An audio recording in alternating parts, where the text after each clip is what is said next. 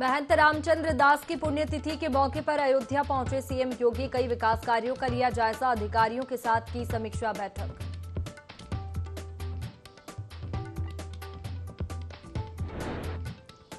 फिरोजाबाद में सपा का एक दिवसीय जन जागरण अभियान। पार्टी राष्ट्रीय अध्यक्ष अखिलेश यादव समेत 5,000 से ज्यादा कार्यकर्ता होंगे शामिल। लोकसभा चुनाव में जीत का देंगे मंत्र।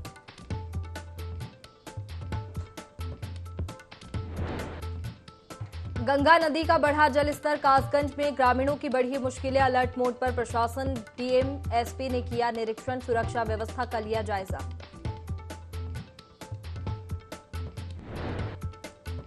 रायबरेली में शिक्षिका का बच्चों पर रौब। छात्रों से साफ कराई अपनी गाड़ी। वीडियो सोशल मीडिया पर वायरल। शिवगढ़ ब्लॉक के ओसहा स्कूल का मामला।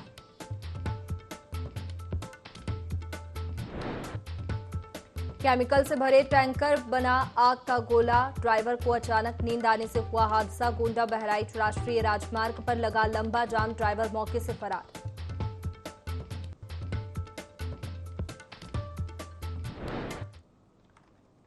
नमस्कार, आप देख रहे हैं यूपी लाइव। मैं हूं आपके साथ में वैष्णवी। बुलेटिन की शुरुआत खबरों के साथ। लखनऊ से बड़ी खबर, जहां घोसी विधानसभा उपचुनाव चल रहे हैं।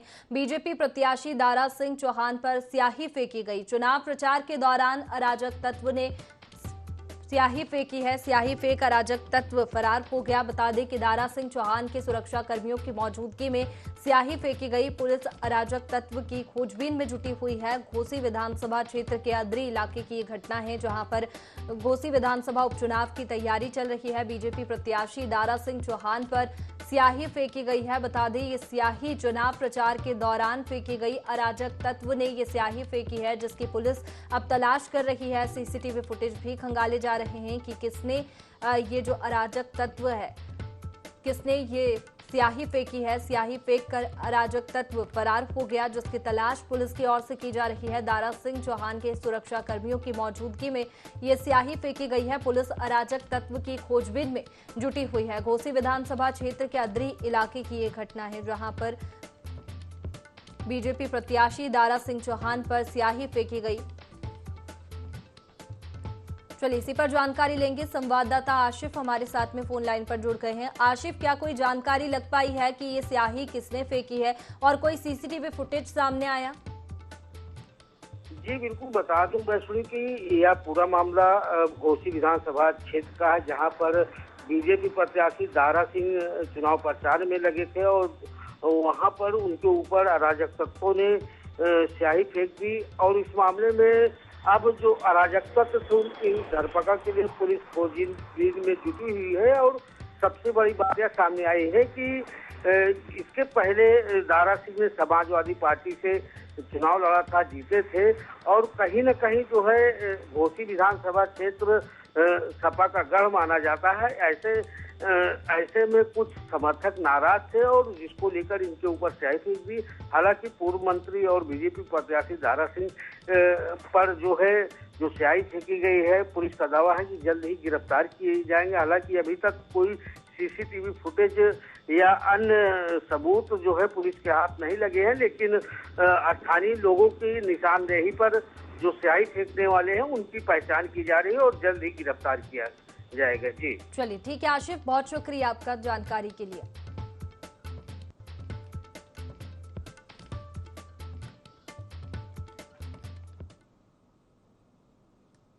और अगली खबर का रुख करेंगे बुलंदशहर से, जहां नूह घटना को लेकर प्रदर्शन करने वाले बजरंगियों पर एफआईआर दर्ज की गई है। बता दें, खुर्जा कोतवाली में 50 से 60 अज्ञात लोगों पर एफआईआर दर्ज हुई। 2 अगस्त को खुर्जा के जेवर अड्डा चौराहे पर बजरंग दल ने प्रदर्शन किया था। 50 से 60 बजरंग दल के कार्यकर्ताओं पर धारा 188 और 279 के तहत एफआईआर दर्ज हुई है। तो लगातार देखें तो नूह की घटना को लेकर सियासत एक तरफ जारी है, तो दूसरी तरफ बजरंगियों का जो प्रदर्शन है वो लगातार जारी है, जिसको लेकर के अब कार्रवाई उन पर की गई है। प्रदर्शन करने वाले बजरंगियों पर एफआईआर दर्ज की गई है। खुर्जा कोतवाली 50 से 60 अज्ञात लोगों पर एफआईआर दर्ज की गई है। 2 अगस्त को खुर्जा के जेवर अड्डा चौराहे पर बजरंग दल ने प्रदर्शन किया था, जिसके बाद में कार्रवाई की गई।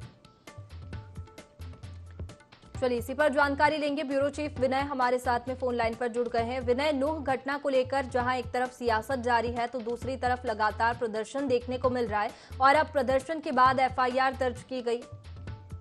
जी बिल्कुल, यहाँ पे बता दूं कि लूट की घटना को लेकर के जो है 2 अगस्त को जो है खुजा थाने क्षेत्र के जो है बजरंग दल के कार्यकर्ताओं ने सैकड़ों की संख्या में जो है रोड पे बैठ करके धरना प्रदर्शन किया था। उसी को लेकर के जो है यहाँ पे जो है 50-60 लोगों के खिलाफ मुकदमा दर्ज किया गया है और तमाम अभी अज्ञात लोग हैं उनके नाम भी प्रकाश में आएंगे तो पुलिस उसको भी दर्ज करेगी। तो इन सब चीजों को लेकर बजरंग दल के कार्यकर्ताओं में आक्रोश भी है कि पुलिस की कार्यशैली से लोग खफा है, क्योंकि जिस तरीके से लूट का खुलासा भी नहीं कर पा रही थी और उल्टे जो है आम जनता और ये बजरंग दल पे जो है मुकदमा दर्ज कर दी है। तो इस तरीके से जो है पुलिस की कार्यशैली को लेकर के जो इन लोगों में काफी नाराजगी देखने को मिल रही है। बिल्कुल विनय, हम बात करें तो 50 से 60 अज्ञात लोगों पर एफआईआर दर्ज की गई है। क्या और भी नाम इसमें सामने आ सकते हैं, क्योंकि जिस तरीके से काफी संख्या में ये प्रदर्शन किया जा रहा है? जी बिल्कुल, इसमें जो पुलिस ने जो है अज्ञात लोगों के खिलाफ मुकदमा दर्ज किया था, इसमें 50 से 60 लोग जो हैं वीडियो के माध्यम से जो चिन्हित किए गए हैं अभी उनके खिलाफ दर्ज हुआ। ये और भी मामला भी इसमें रिपोर्ट में एफआईआर में दाम और भी बढ़ सकते हैं। चलिए, बहुत शुक्रिया विनय आपका जानकारी के लिए।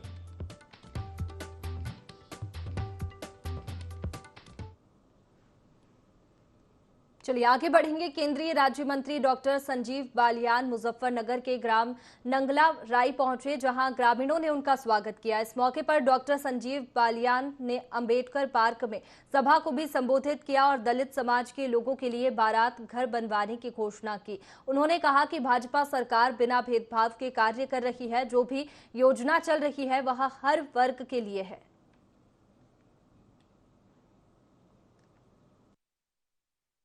सब गांव में एक सांसद को जाना चाहिए। जब काफ़ी दिन हो जा, मेरा मन कर जा, 1.5 साल होते मैं एक गांव में एक चक्कर लगाया हूं। बहुत स्नेह प्यार से आज मिले। एक बहुत पुरानी मांग थी जो ऐसी समाज ने ज़मीन खरीदी है और कोई बारात घर नहीं था। गांव में गरीब व्यक्ति शादी करे तो हमारी सांसद से बारात घर का एक प्रावधान इनका अगले महीने से काम शुरू होगा। एक रास्ते की बात आई, छोटा भाई ब्लॉक प्रमुख अक्षय पंडित को कहा गया है रास्ते का प्रबंध वो करेगा। तो आज तो एक मिलने जुलने का प्रबंध था। बहुत बड़ी संख्या में माताएं बहनें आई, सबने आशीर्वाद दिया।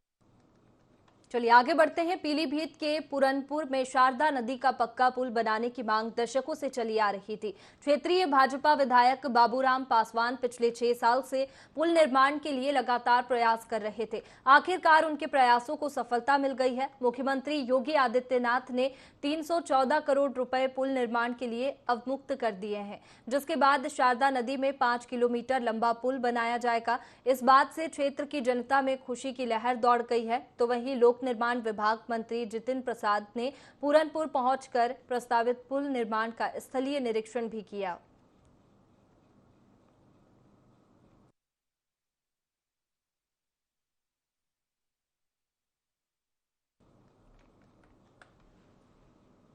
प्रयागराज जिले के पूर्वा गांव के ग्रामीण आजादी के इतने साल बाद भी मूलभूत सुविधाओं से वंचित है। गांव के लोगों ने कई पीढ़ियों से बिजली नहीं देखी, बावजूद इसके वहां के लोगों को बिजली विभाग बिजली का बिल भेज रहा है।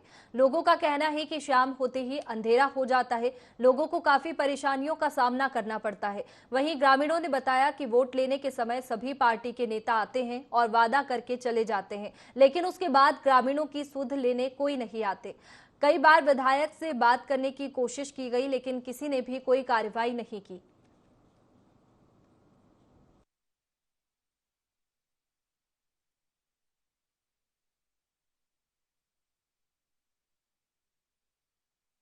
आते हैं नेता न विधायक भी, कोई भी नहीं आता है। उनको जब जरूरत पड़ता है वोट लेने के लिए तब आते हैं।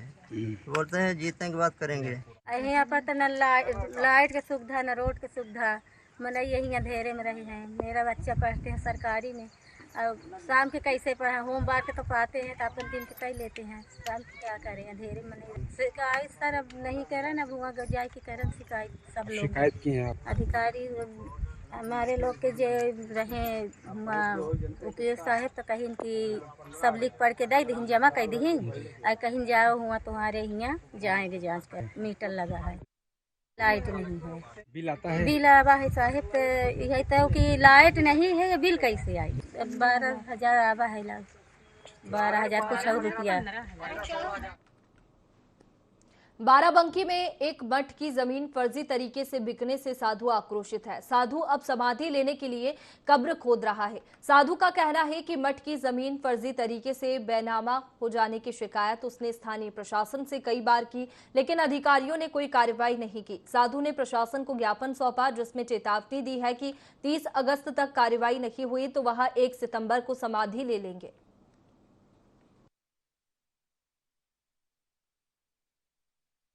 तहसील की सारी संपत्ति 4 ग्राम सभाओं में है, वो मेरे नाम चढ़ चुकी है। मेरे नाम क्या, श्री नीलकंठेश्वर महादेव मंदिर के नाम चढ़ चुकी है, जिसका मैं सरबराहकार हूँ। और राम सनेही घाट श्री राम जानकी मठ की संपत्ति जो कि अपंजीकृत वसीयत के माध्यम से षड्यंत्र द्वारा बिक्री कर दी गई है। यहाँ पे एक कथित तौर पे तुंगनाथ शुक्ला जी थे, जो अपने आप को अपंजीकृत रूप से तारकेश्वरपुरी बनाकर और उन्होंने ही सारी वसीयतों का बैनामा किया। इसमें प्रशासन की संलिप्तता रही है। मैंने गृह मंत्रालय, मुख्यमंत्री ऑफिस, मंडलायुक्त अयोध्या, जिला अधिकारी, इन सबको एक लिखित एप्लीकेशन दे रखा है, जिसमें चेतावनी भी दे रखी है कि अगर 30 तारीख तक मेरा पूरा मामला निस्तारित ना कर दिया गया तो 1 तारीख को ब्रह्मा भी आकर मुझे समाधि लेने से नहीं रोक सकते।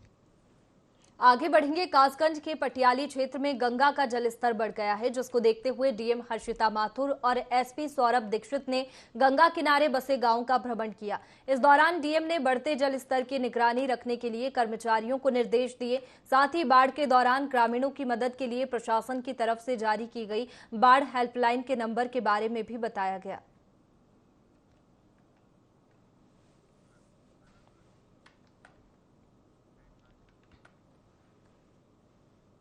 कासगंज जनपद के तहसील पटियाली क्षेत्र में नगला ठकुरी गांव में स्थित कस्तूरबा आवासीय बालिका विद्यालय में दूषित खाना खाने से करीब आधा दर्जन से अधिक छात्राओं की हालत बिगड़ गई। हालत ज्यादा बिगड़ने के बाद 3 छात्राओं को इलाज के लिए अस्पताल में भर्ती कराया गया। वहीं अस्पताल में इलाज करा रही छात्राओं ने विद्यालय की वार्डन पर खराब खाना देने का आरोप लगाया।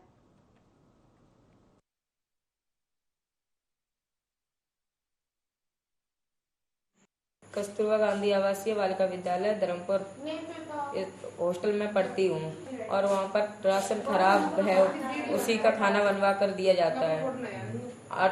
आटे में सुड़ी है, चावलों में भी सुड़ी है और दाल में भी सुड़ी है। और मेनू के हिसाब से कोई नाश्ता या खाना नहीं दिया जाता है। अगर कोई अधिकारी से शिकायत करते हैं तो बाद में धमकी देती है नाम काटने की मैडम। उसमें सर दाल, चावल, रोटी, सब्जी आलू मटर की, उसमें भी सुड़ी निकली थी। खाने की प्रॉब्लम सबसे ज्यादा है। खाने में नड़ा हुआ आटा है, खिचड़ी भी निकल रही है और पूरा ही सिस्टम खराब है विद्यालय में। वो है कस्तूरबा गांधी आवासीय विद्यालय, ये धर्मपुर के बाद पड़ता है। आज नवनियुक्त निर्माण में कानपुर देहात में संदिग्ध परिस्थितियों में एक विवाहिता महिला की मौत हो गई, जिसके बाद मृतका महिला के परिजनों ने ससुराल वालों पर हत्या का आरोप लगाया है। हालांकि घटना की जानकारी मिलते ही मौके पर पहुंची पुलिस ने शव को कब्जे में लेकर कार्रवाई शुरू कर दी। फिलहाल ससुराल वाले फरार चल रहे हैं।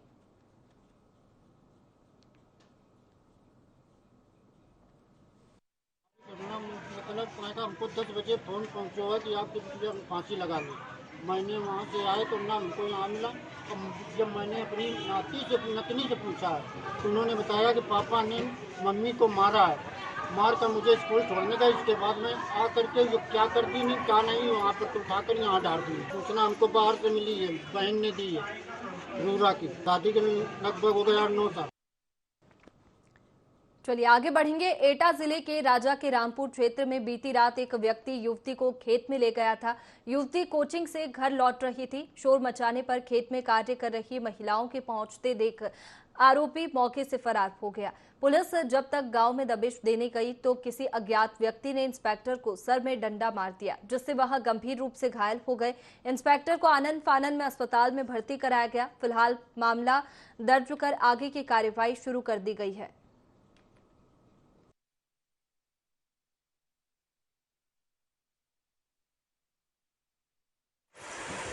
अभी राजा के रामपुर से दरवाजे आए थे, उनके सिर पे चोट थी, उनका प्राथमिक उपचार करके छोड़ देते। अयोध्या में झूलन उत्सव की शुरुआत हुई। मठ मंदिरों से गाजे बाजे के साथ शोभा यात्रा के रूप में रथ पर सवार होकर राम और सीता का विग्रह मणि पर्वत पहुंचा, जहां श्री राम और माता जानकी के झूला झुलाया गया। मठ मंदिरों में सांस्कृतिक रसदार बहने लगी। इस दौरान कड़ी सुरक्षा व्यवस्था रही। ही मनमोहक दृश्य दिखाई दे रहा है। मन बहुत खुश है। सारी व्यवस्था चाक चौबंद दिखाई दे रही है। बहुत ही अच्छा लग रहा है। कोई किसी को कोई परेशानी, कोई दिक्कत कुछ भी नहीं है। अत्यंत मनभावन दृश्य है। झूलन सरकार का दृश्य देख करके मन खुश हो गया। ऐसा लगता है जैसे हम त्रेता युग में आ गए हों। सरकार की व्यवस्था बहुत उत्तम है। कोई भगदड़, कोई भीड़भाड़ की ऐसी अव्यवस्था नहीं है जिससे कोई दिक्कत हो हम लोगों को। बहुत अच्छी फीलिंग हो रही है।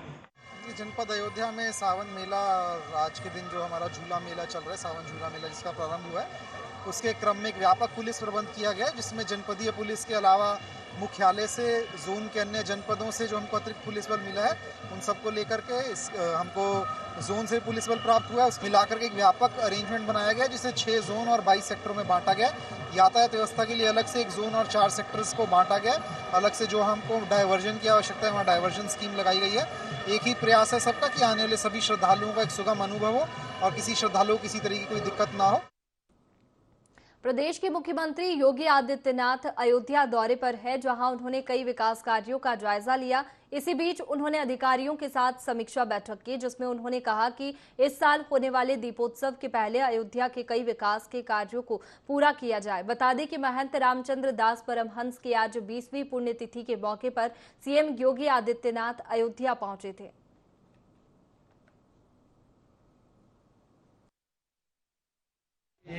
आज दिगंबर अखाड़ा के कार्यक्रम के साथ साथ विकास कार्य समीक्षा की बैठक, उसके बाद अयोध्या कितना तेजी से और विकास हो, जिससे है क्या कि आने वाला 2024 जनवरी भव्य दिव्य मंदिर निर्माण में कोई बाधा ना हो, इसके नाते विकास कार्य की समीक्षा भी किया। और ये अयोध्या नया घाट से लेकर राम जन्मभूमि और हनुमानगढ़ी देखते हुए उन्होंने जो निर्माण कार्य देखा, इसे उन्होंने कहा काम थोड़ा सा और तेज करो। और भी कुछ उन्होंने कहा है, प्रशासन को दिशा निर्देश दिया है कि ये कुछ जगह और इसका चौड़ीकरण हो जाए और कुछ टूट जाए, इसका इस प्रकार से डेवलपमेंट हो जाए। ऐसे पे चर्चा हुई है। महाराज जी को साधुवाद है, धन्यवाद है। और आने वाले मुझको लगता है कि जो 2024 है वो अद्वितीय दिखे, इसके नाते विकास कार्य बहुत तेजी से चल रहा है। पूर्ण बिंदु था कि रामपथ का निर्माण तीव्र गति से किया जाए। हम लोग का जो एग्रीमेंट है पीडब्ल्यूडी का, वो मार्च अप्रैल 2024 में है, लेकिन इसको प्रयास किया जाएगा कि इस पथ को जो सेक्शन है यहाँ से लेके नया घाट से लेके उदया चौराहे तक, उसको सेक्शन को दीपोत्सव के पूर्व कंप्लीट करने के लिए कहा गया है कि उसको फेज़ 1 को इसको जल्दी करने के लिए कहा गया है और बाकी दिसंबर तक पूरा कंप्लीट करने के लिए कहा गया है। तो इसको तीव्र गति से करने के लिए है और अक्टूबर नवंबर तक हमारा भक्ति पथ कंप्लीट करने के लिए कहा गया है। राम पथ में लगभग काम कंप्लीट हो गया है और ट्रस्ट की तरफ से जो स्तंभ बनने हैं उसका काम शुरू होगा उसमें। तो इस तरीके से काम को एक्सपेडाइट करने के लिए और लोगों को मार्ग को सुविधाजनक बनाते हुए करने का प्रयास करने। माननीय मुख्यमंत्री जी ने आज समीक्षा बैठक की और उसमें जो काम चल रहे हैं उन सब के बारे में जानकारी प्राप्त की और सभी काम को समय से पूरा करने के लिए निर्देशित किया। मोस्टली जो दीपोत्सव होना है उसके पहले जो काम किए जाने हैं वो उसमें विलम्ब ना हो, इस तरह के निर्देश दिए गए हैं और वर्क की क्वालिटी अच्छी हो, वर्कमैनशिप अच्छा हो और श्रद्धालु जो इस समय आ रहे हैं और भविष्य में भी आएंगे उनके चलने पर कोई उनको असुविधा ना हो, इस प्रकार से कंस्ट्रक्शन एक्टिविटी की जाए। इन सबको ध्यान में रखते हुए इंस्ट्रक्शंस आज माननीय मुख्यमंत्री जी ने हमको दिए हैं। खबरों में आगे बढ़ेंगे। बुलंदशहर के सियाना कोतवाली क्षेत्र में एक भाई ने अपनी ही चचेरी बहन की हत्या कर दी। दुष्कर्म में कामयाब न होने पर आरोपी ने हत्या को अंजाम दिया। आरोपी अश्लील फिल्म देखकर प्रोत्साहित हुआ था, बहन को बहला फुसलाकर बाहर ले गया था। विरोध करने पर आरोपी किशोर ने बच्ची की गला दबाकर हत्या कर दी। फिलहाल पुलिस जांच में जुट गई है।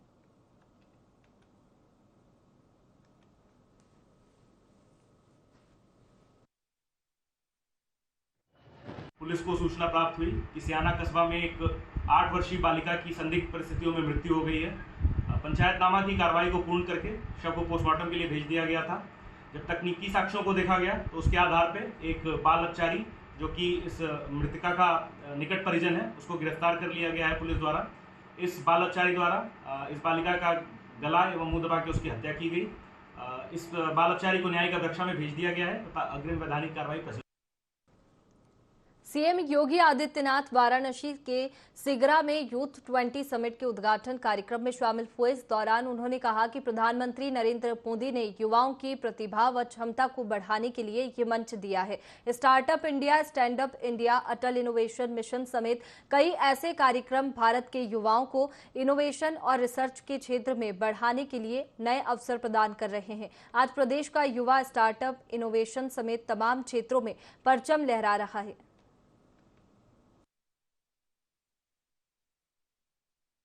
और भारत की अखंडता के लिए अपने यशस्वी नेतृत्व में कार्य कर रहा है। अटल इनोवेशन मिशन का अनेक ऐसे कार्यक्रम जो भारत के युवाओं को इनोवेशन और रिसर्च के क्षेत्र में आगे बढ़ाने के लिए एक नए अवसर प्रदान करते हैं, एक नए भारत का दर्शन करा रहे हैं। और आज जब G20 के इस समिट में Y20 का यह समिट वाराणसी में आयोजित हो रहा है, तो 5 थीम इस अवसर पर दुनिया भर से आए हुए युवा प्रतिनिधियों ने तय किए हैं। ये वास्तव में दुनिया को वसुधैव कुटुंबकम के संदेश के साथ जोड़ते हुए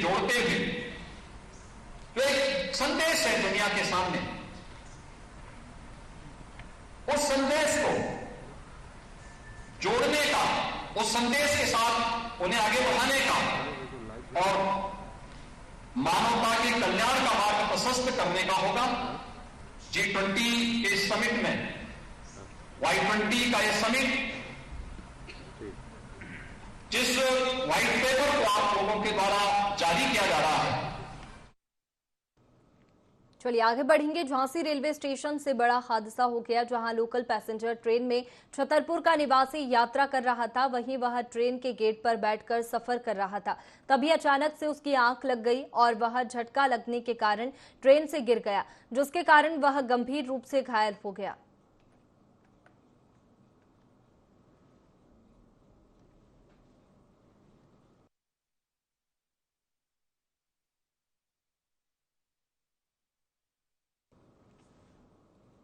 कुशीनगर में गन्ना किसानों ने सहकारी समिति की बैठक में हंगामा किया। दरअसल उनका कहना है कि उनकी मर्जी के बिना ही उनके सेंटर इधर से उधर कर दिए जा रहे हैं। पिपराइच चीनी मिल में गन्ना डालने के लिए लंबा सफर तय करना पड़ेगा, इसलिए हम लोगों का centre new India sugar mill Dhadha Hata में दिया जाए। आपको बता दें कि गांव अजीज नगर, मुरीला सहित कई ग्राम सभा ने पिछले सत्र में गन्ना पिपराइच चीनी मिल को आवंटित किया था, लेकिन चीनी मिल के संचालक और भुगतान में लापरवाही के चलते किसानों ने पिपराइच चीनी मिल को गन्ना देने से मना कर दिया। वहीं किसानों ने आरोप लगाया है कि हम लोगों का गन्ना मूल्य भी अभी तक भुगतान नहीं हुआ है।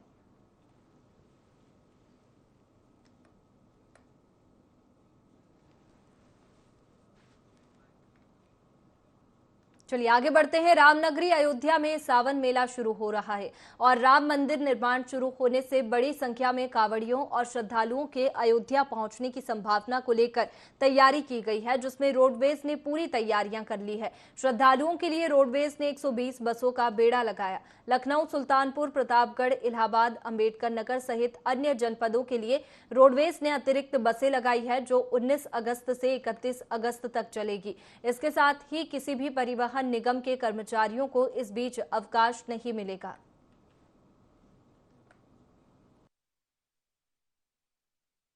मेला हम लोगों के यहाँ मुख्यतः मणि पर्वत मेले से शुरू होता है, जो रक्षाबंधन तक चलता है।